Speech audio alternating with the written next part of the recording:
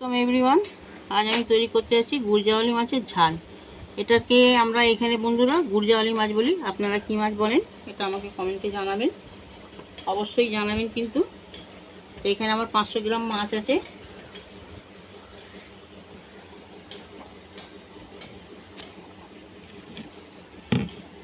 এখানে আমি একটা মশলা তৈরি করব। লঙ্কা হাফ চামচ, হলুদ গুঁড়ো হাফ চামচ, জিরে গুঁড়ো হাফ চামচ।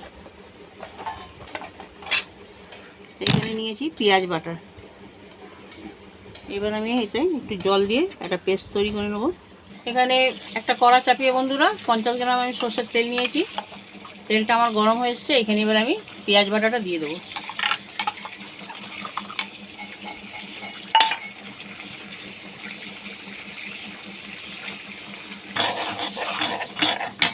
এখানে আমি ওই লঙ্কা হলুদ জিরে গুঁড়ো পেস্টটা ঢেলে দিলাম। তার মতো লবণ দেবেন। এটাকে ভালো করে কষাবো। আমার কষানো হয়ে গেছিলো। এখানে আমি অল্প জল দিয়েছি ঝোলের জন্য। এইবার আমি মাছগুলোকে এইখানে দিয়ে দেবো। আমি এতটাই ঝোল রাখবো, মাছটা ভালোভাবে ফুটে সিদ্ধ হয়ে যাক। এখানে দুটো চেরা কাঁচা লঙ্কা দিয়ে দিলাম। এইখানে ধনে পাতা দিয়ে দিলাম। এখানে আমি ঢাকাটা দিয়ে দিলাম। মাছটা আমার সেদ্ধ হয়ে যাক, তারপর পরিবেশন করব। দেখুন বন্ধুরা, মাছটা আমার এখানে সম্পূর্ণ রেডি।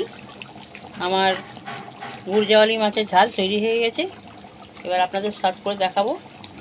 রেসিপিটি আমার ভালো লাগলে আমার চ্যানেলটিকে সাবস্ক্রাইব করবেন, লাইক কমেন্ট শেয়ার করবেন।